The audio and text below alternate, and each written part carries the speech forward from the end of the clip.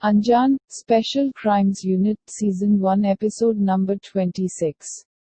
In this episode, an aristocrat kills graveyard workers when they deny her wish to be buried beside her husband.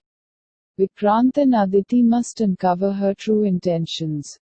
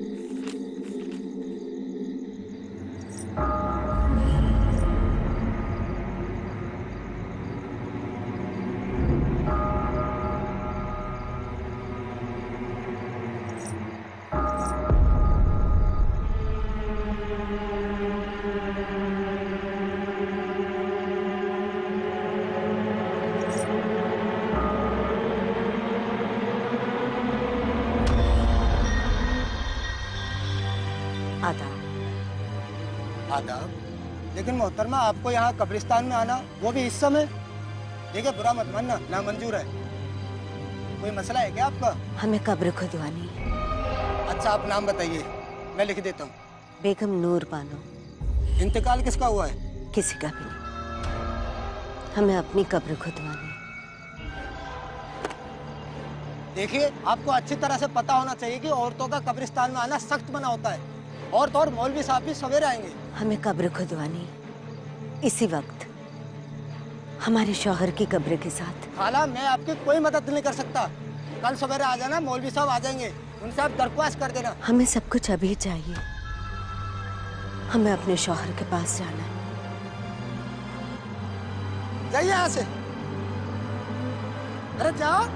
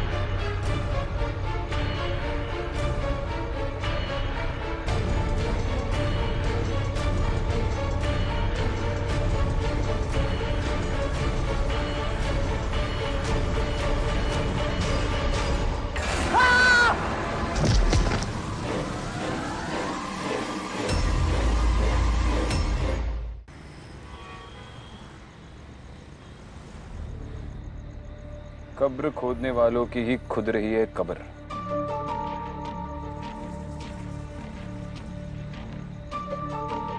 कब्रिस्तान में कब्र खोदने वाले को कोई क्यों मारेगा, वो भी इतनी बेरहमी से। तुमने गौर किया? उसे मारकर कब्र में फेंक दिया, लेकिन ऊपर से किसी ने मिट्टी नहीं डाली। इसका मतलब जिसने भी ये किया है वो चाहता है कि ये कत्ल लोगों की नजर में आए। ये कम्युनल झगड़ा भी हो सकता है। सुरेश सर भी कह रहे थे उस कम्युनिटी के लोग काफी घबराए हुए।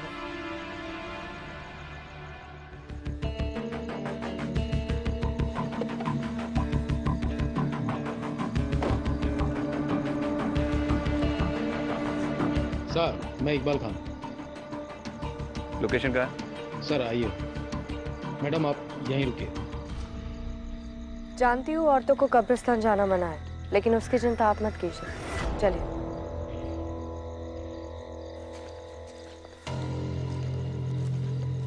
सर यही जगह है।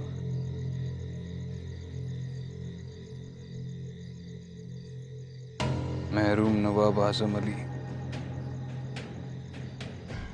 विक्टिम का नाम? आकिब गुलाम सर। कोई आई विटनेस? जी नहीं मैडम। आपने विक्टिम की फैमिली को इन्फॉर्म किया? जी हाँ मैडम, पर कुछ खास पता नहीं चला। एक काम करो, इस कब्रिस्तान का रजिस्टर होगा ना, वो रजिस्टर और यहाँ के सारे रिकॉर्ड्स पुलिस स्टेशन पे भिजवा दो। जी सर। और विक्टिम की इमीडिएट फैमिली को भी बुलाओ, मुझे उनसे बात करनी है। जी मैडम।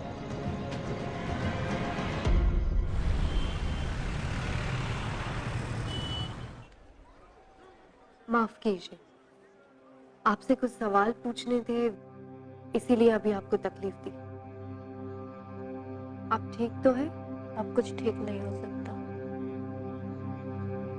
एक बेटी है हमारी, हर वक्त पूछती रहती है अब्बू कहाँ, अब्बू कब आएंगे। मना किया था हमने, कब्रिस्तान का काम मत करो, कोई और नौकरी भी तो ढूंढ सकते हो। कहते थे खुदा का दिया वक्त हमें, ठुकराते नहीं। आकिब ने कब्रिस्तान की नौकरी कब से शुरू की थी? 3-4 हफ्ते पहले। और इन 3-4 हफ्तों के दौरान आपकी उससे कितनी बार बात हुई होगी? 1-2 बार बात हुई थी, पूछने पे बोलते थे सब सलामत, पर नहीं। हम जानते उनकी आवाज में एक अजीब सी घबराहट थी। सब कहते हैं उस कब्रिस्तान में शैतान का साया, ये सब उसी का किया हुआ है। ठीक है, आप जा सकती हैं, अगर दोबारा जरूरत पड़ी तो बुलाएंगे।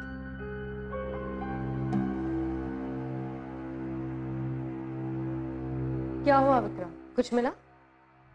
बेगम नूर बानो, आकिब के रजिस्टर में आखिरी एंट्री। समझ में नहीं आ रहा है इन्वेस्टिगेटिंग टीम ने इतना बड़ा लीड इग्नोर कैसे कर दिया। सिर्फ नाम लिखा है, बाकी के सारे कॉलम्स ब्लैंक हैं। पर ये बेगम नूर बानो है कौन? उसके घर का पता चल गया।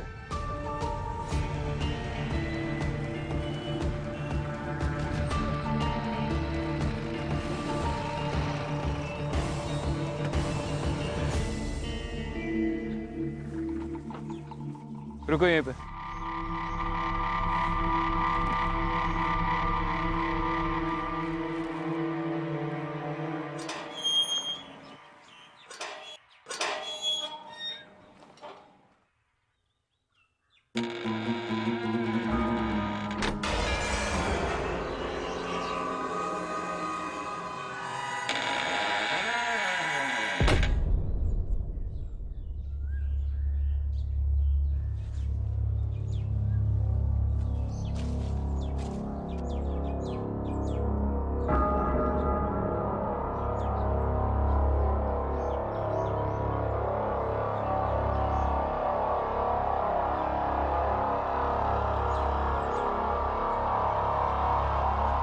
आप कौन?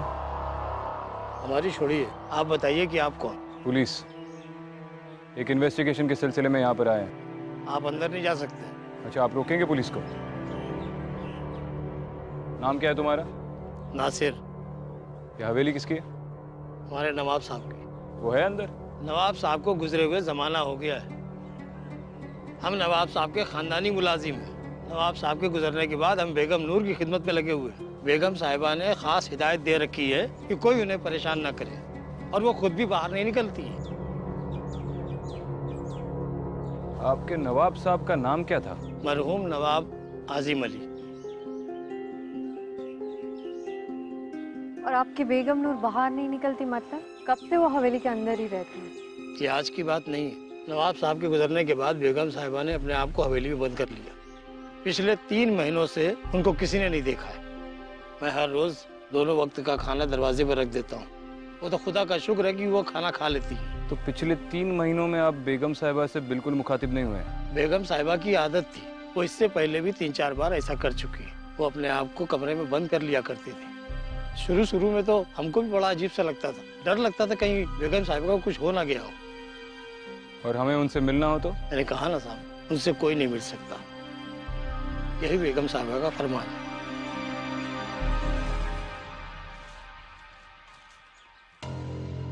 मरहूम नवाब आजिम अली, कुछ याद आया?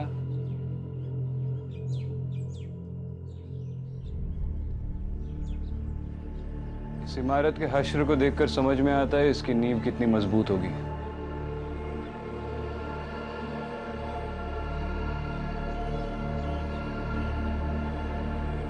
क्या कर रहे हो इकरा? भूख लगी है?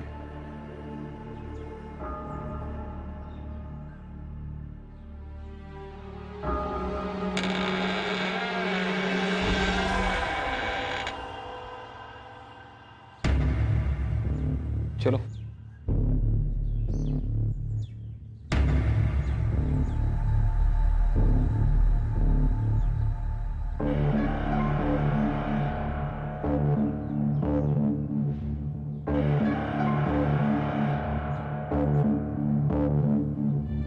बहुत बड़ी हवेली है, एक जमाने में काफी शानदार रही होगी। इसकी हालत देखकर लगता नहीं है यहाँ पर कोई रहता होगा।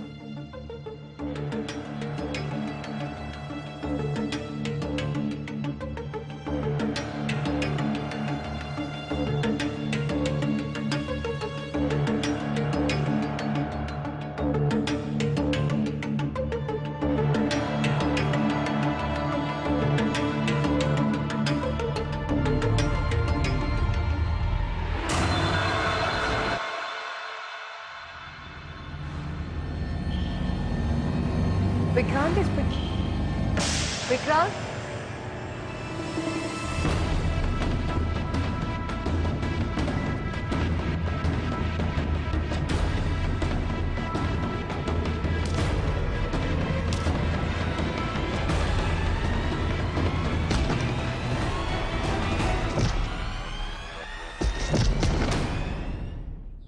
छोड़ दिया साहब, छोड़ दिया साहब। क्यों बे?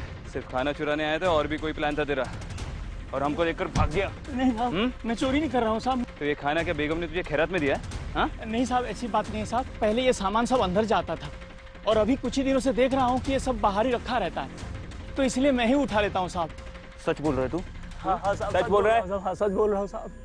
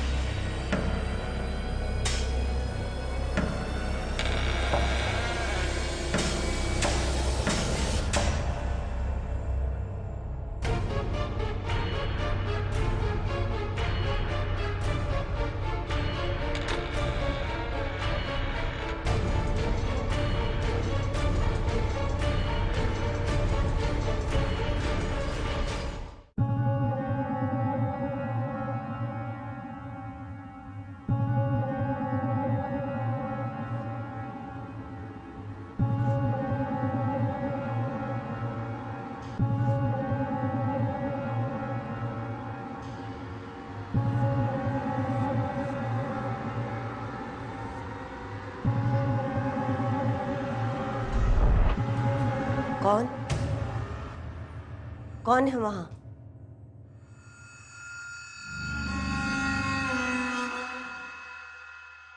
तुम अंदर कैसे आई? आई एम सॉरी पर मैं एएसपी अदिति शर्मा हूँ, मुंबई पुलिस। आप बेगम नूर बानो है ना? आपसे कुछ बात करनी है। किसी के घर में बगैर इजाजत के चोरों की तरह कैसे चले आए? हमारे कमरे में आने की जरूरत कैसे की? देखिए, मैं सिर्फ अपना काम कर रही हूँ। नासिर, मैम, मुझे आपसे एक मर्डर के सिलसिले में कुछ बात करनी है।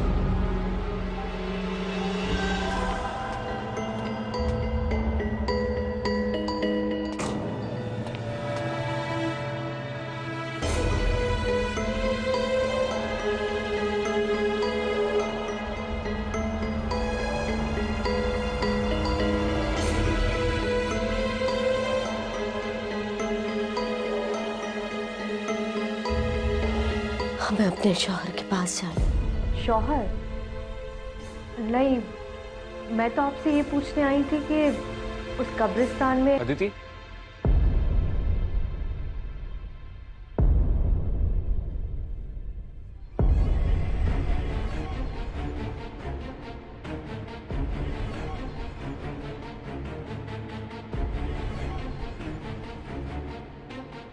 चलो।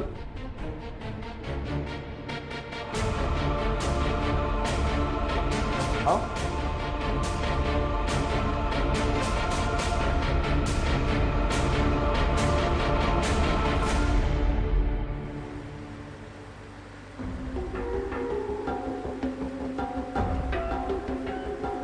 तुम ठीक हो? हाँ।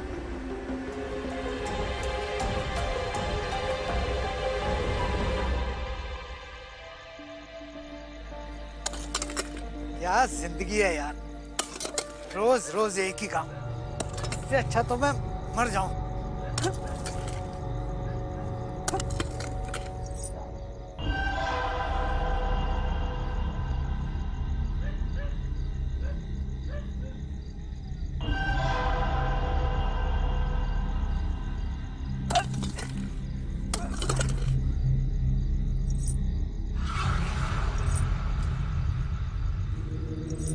कौन है?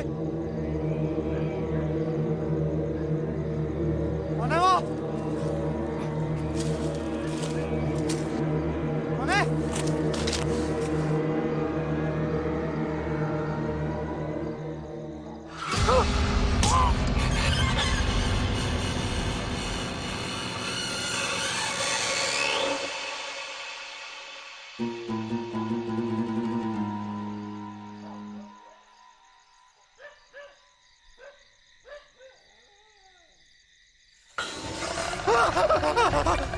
मुझे माफ कर दो, मुझे माफ कर दो। हमें अपने शौहर के पास जाना है। यासिर, बचाओ। हमें अपने शौहर के पास जाना है। यासिर, यासिर बचाओ, यासिर बचाओ, यासिर।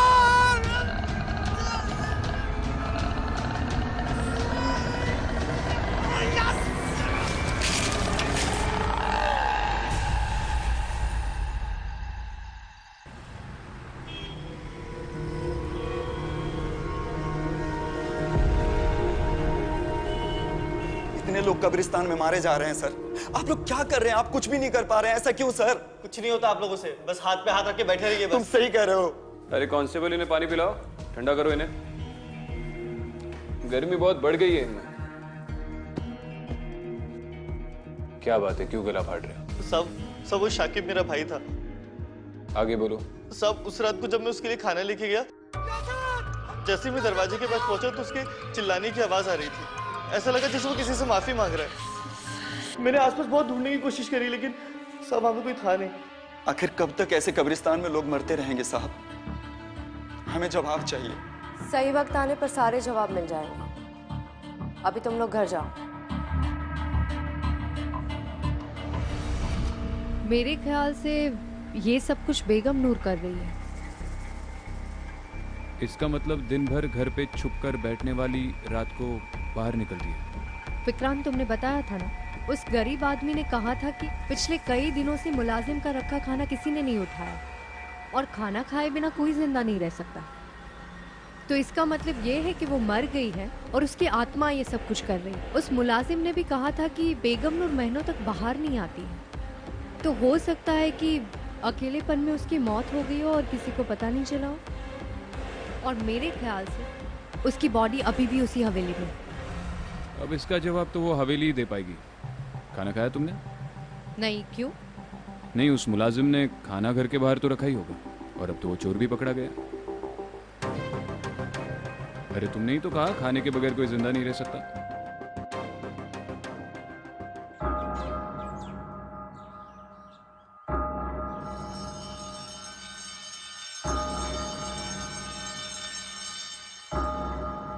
आइडियली इंसान की लाश 4 दिन के बाद सड़ना शुरू हो जाती है, लेकिन ताज्जुब की बात यह है कि इस हवेली में बदबू बिल्कुल नहीं आ रही। अगर उसकी लाश पिछले 3 महीनों से यहाँ पर पड़ी हुई है तो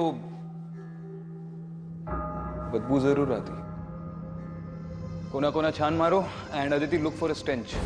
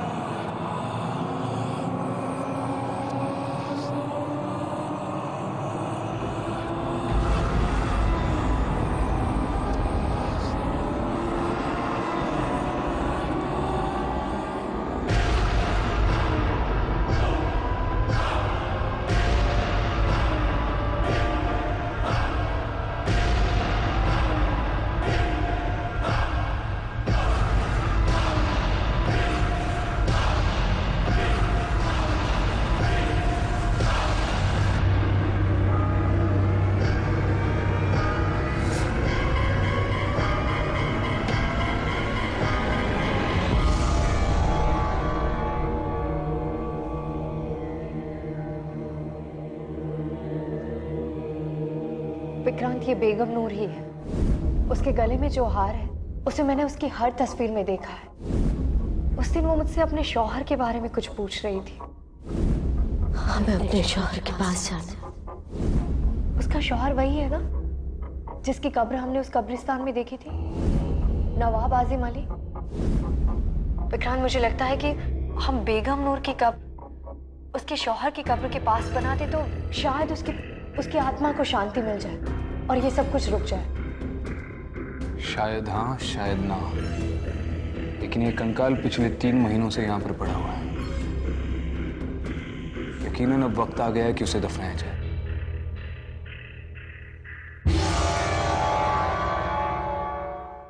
चलो, खुदा का लाख लाख शुक्र है कि अब अपने सर से मुसीबत हमेशा के लिए टल गई।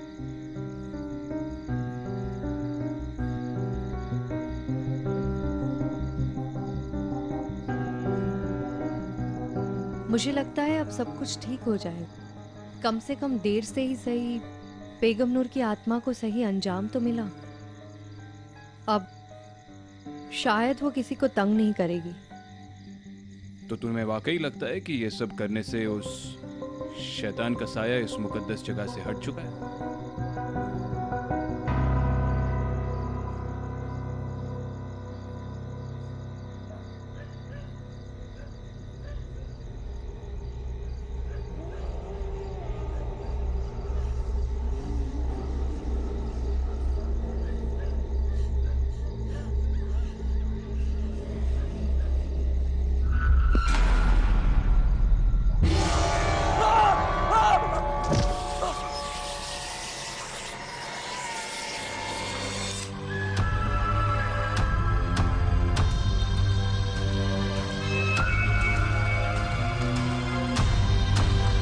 हमें अपने शौहर के पास जाना है।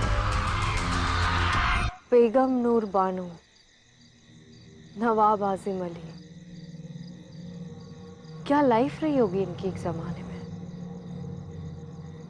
मुझे तो दिलचस्पी इस बात की है कि अब इतनी बड़ी प्रॉपर्टी का क्या होगा। अब ना तो नवाब रहे ना ही बेगम साहिबा।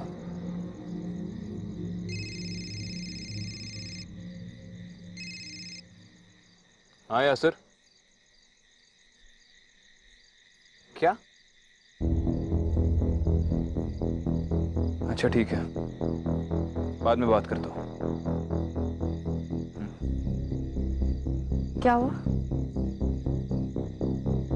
कब्रिस्तान के केयरटेकर पर फिर से किसी ने अटैक किया। मुझे पता था ये इस केस का अंत नहीं हो सकता। क्या मतलब है? तुम्हें ऐसा क्यों लग रहा है? केयरटेकर का कहना है कि जिस औरत ने उस पर अटैक किया वो भी बार बार वही कह रही थी। हमें अपने शौहर के पास जाना है।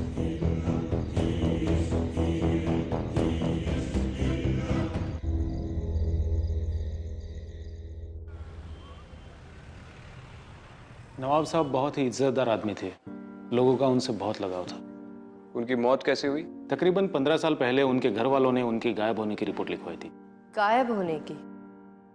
वो गायब कैसे हुए थे? वो जंगल से गुजर रहे थे, तभी उनके साथ कोई हादसा हुआ और उसके बाद वो घर लौट कर नहीं आए। कैसा हादसा? वो तो कुछ पता नहीं चला।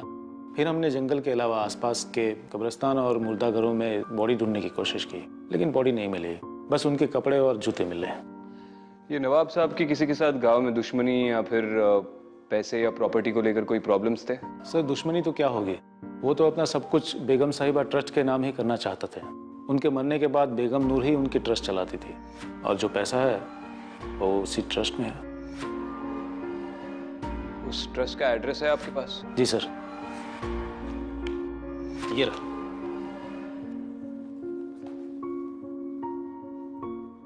ओल्ड भोपाल।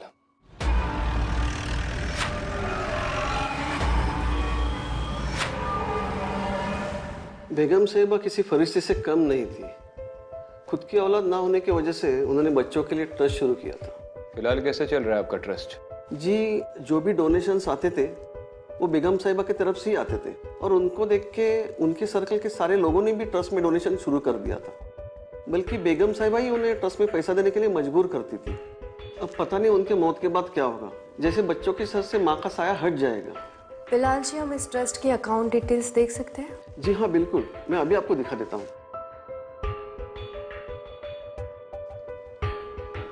जी देखिए,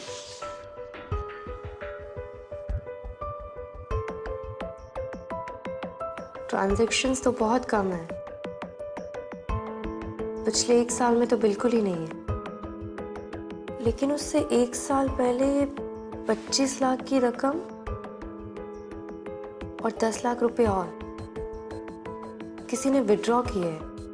बिलाल जी, बेगम नूर के अलावा इस ट्रस्ट से किसे विड्रॉ करना अलाउड था? जी वैसे तो ट्रस्ट गरीबों की भलाई के लिए ही बनाई जाती है, लेकिन नवाब साहब और बेगम साहिबा के जितने भी रिश्तेदार हैं वो ट्रस्ट से पैसा निकाल लेते हैं। उनकी विल में ही ऐसा लिखा है। ये फंड्स कहाँ ट्रांसफर हुए थे? जी फिलहाल तो मेरे पास सिर्फ अकाउंट नंबर है, मैं उसके सारे डिटेल्स निकालता हूँ और आपको फोन कर देता हूँ। चलो ठीक है, बाद में बात करता हूँ। कुछ पता चला? ये बेगम नूर के ट्रस्ट के अकाउंट से जो पैसे निकल रहे हैं वो इंदौर ट्रांसफर हो रहे हैं, किसी अमीना नाम की औरत के अकाउंट में। हो सकता है कि अमीना नवाब साहब या बेगम नूर की कोई रिश्तेदार हो सकता है, लेकिन ये कंफर्म करने के लिए इंदौर जाना होगा।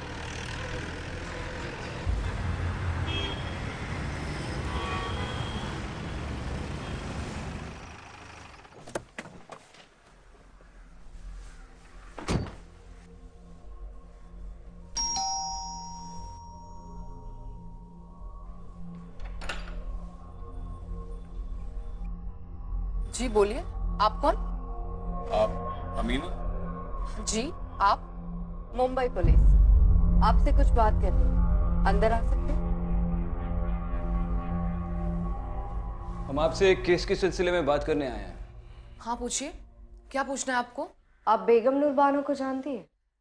हाँ, नाम सुना है उनका। अच्छा, तो उनके ट्रस्ट से पहले 25 लाख और फिर 10 लाख, टोटल मिला के 35 लाख आपके अकाउंट में कैसे जमा हुए? अच्छा ठीक है, आप उनके शौहर नवाब आजिम अली को तो जानती होंगी?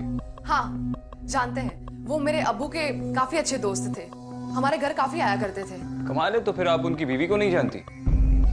दरअसल बात ये है कि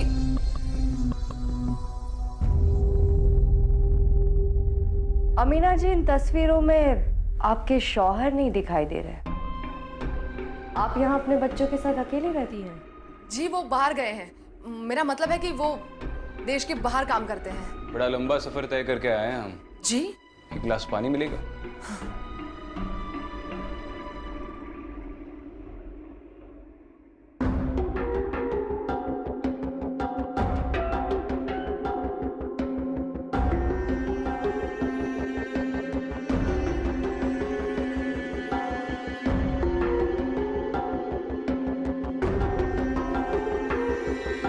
शुक्रिया। आपके शौहर का नाम क्या बताया आपने? जी आजिम शेख। उनकी कोई तस्वीर देख सकती हूँ मैं? आपके मोबाइल में तो होगी। हाँ।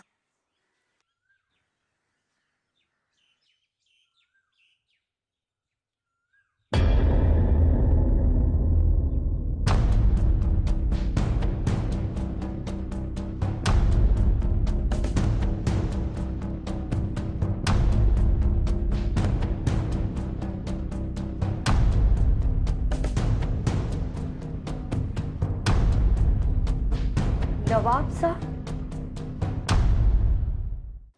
लेकिन आप लोग कौन हैं? अरे नवाब साहब आइए, बैठिए बैठिए, आप ही का घर है, आइए आइए।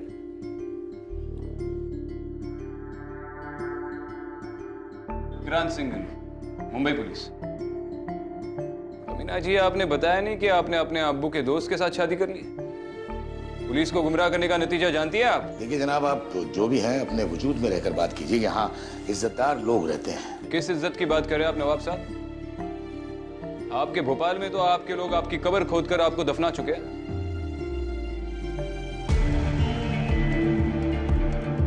नवाब साहब, आपकी पहली बीवी बेगम नूर बानो आपको 15 साल से ढूंढ रही है और आप यहाँ पर? शर्म नहीं आती आपको? जरा सी भी इंसानियत नहीं है? मोहतरमा, दायरे में रहकर बात कीजिए। हम अगर अपनी पुश्तैनी हवेली छोड़कर यहाँ रह रहे हैं तो उसके पीछे कोई वजह है। वो बांझ थी, आप उन्हें सच क्यों नहीं बता देते? बेगम आप चुप रहिए। माना कि नूर हमारी बेगम थी, लेकिन वो हमें कभी औलाद ना दे सकी। हम हमेशा उनकी औलाद से महरूम रहे।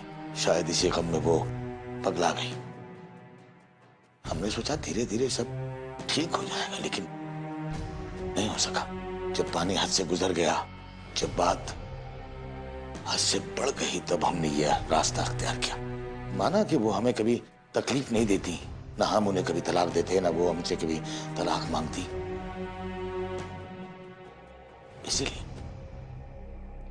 इसीलिए हम अपनी जायदाद, अपनी हवेली सब कुछ छोड़कर चले आए उनके नाम। उन्होंने वो हवेली नहीं छोड़ी, चुके उन्हें अंदेशा था कि उस पर कब्जा ना हो जाए। और आप ऐसी औरत की बात सुनकर चली आई? 3 महीने पहले ही उनकी मौत हो चुकी है। इन्ना लिल्लाहि व इन्ना इलैहि राजिऊन। और क्योंकि वो घर से बाहर नहीं निकलती थी, किसी को भी उनकी मौत की खबर नहीं हुई और उनका शरीर उसी हवेली में सड़ गया। या अल्लाह, इतनी दर्दनाक मौत। या अल्लाह, उन्हें जन्नत नसीब हो। वो तो उन्हें होगी। अब हम चले, दोबारा मुलाकात होगी।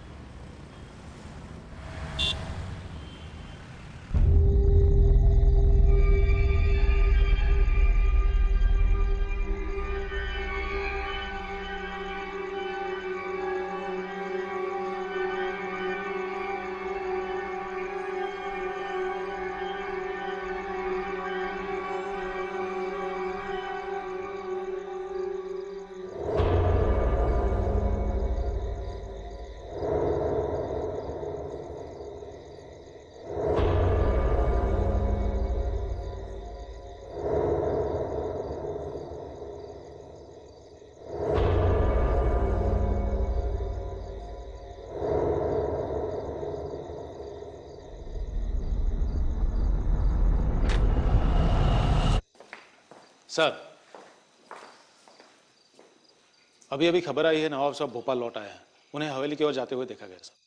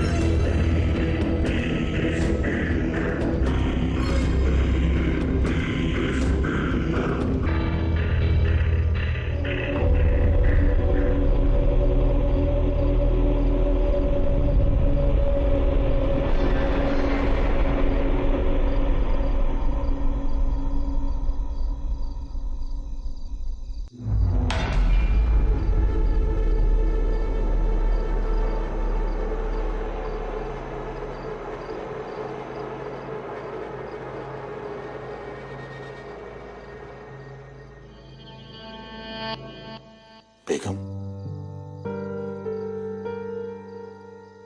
हम आपके कसूरवार हैं, गुनहगार हैं आपके। बखुदा, हमारा मकसद आपको तकलीफ देना नहीं था, लेकिन क्या करते, थक गए थे। हमने आपके साथ बहुत बुरा किया, हमें माफ कर दीजिएगा, माफ कर दीजिएगा।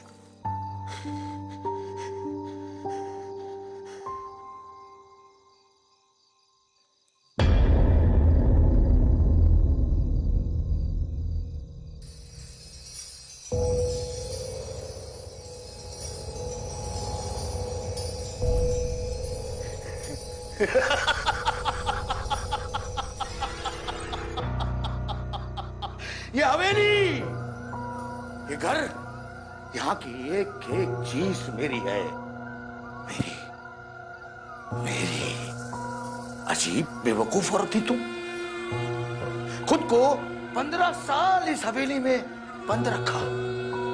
अच्छा हुआ कि हमने तुम्हें छोड़ दिया, वरना तुम तो हमें भी अपने साथ पागल कर देती।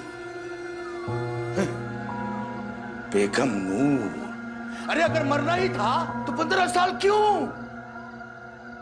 हमें हमारे ही घर से दूर रखा।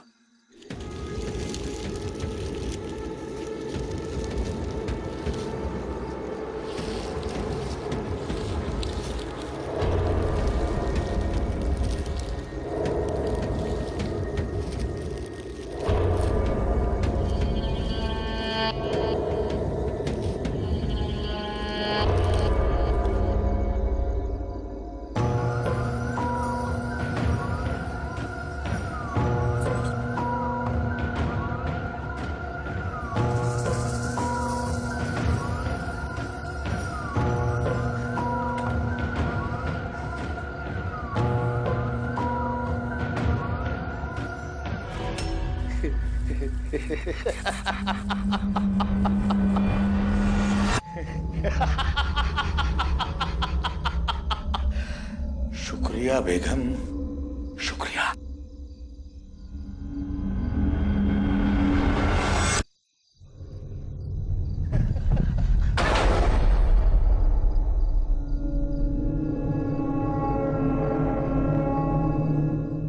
दरवाजा खोलो, दरवाजा खोलो। नासिर, कहाँ जा रहे हैं आप?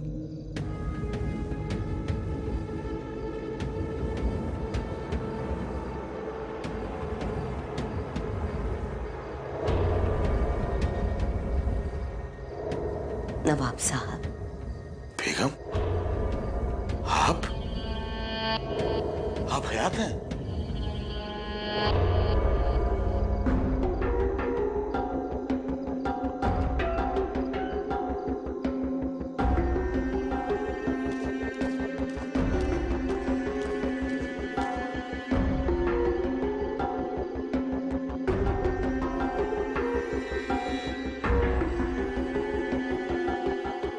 साल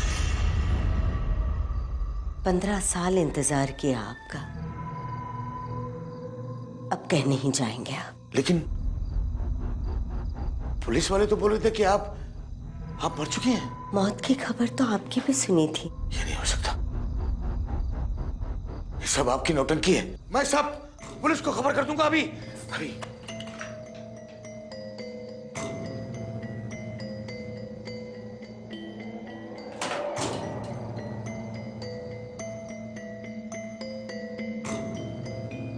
बेगम, हमें माफ कर दीजिए, हम आपको तकलीफ देना नहीं चाहते थे, हम आपके गुनहगार हैं। बहुत इंतजार करवाया आपने, अब कहीं नहीं जाने दूंगी।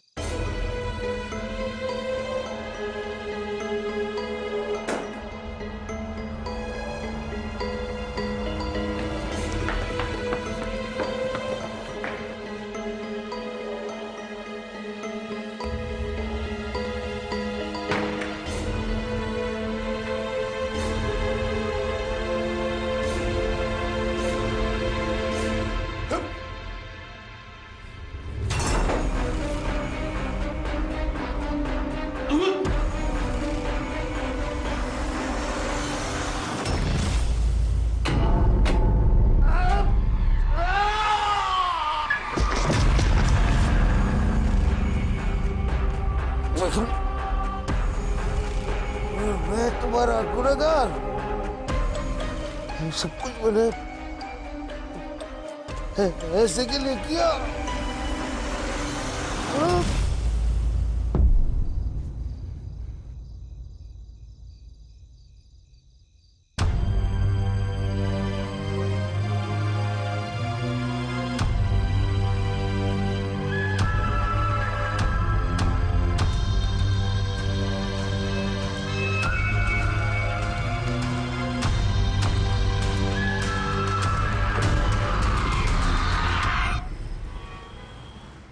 तुम्हारी अमीना से बात हुई? हाँ, इन्फॉर्म कर दिया और कब्रिस्तान कम्युनिटी वालों की रिक्वेस्ट के बारे में भी बताया। सरप्राइजिंगली वो मान भी गई। कौन सी रिक्वेस्ट? वो लोग चाहते थे कि नवाब साहब की कब्र बेगम नूर की कब्र के पास बनाई जाए ताकि उनकी आत्मा को शांति मिले। और अमीना इस बात को मान गई? मान गई।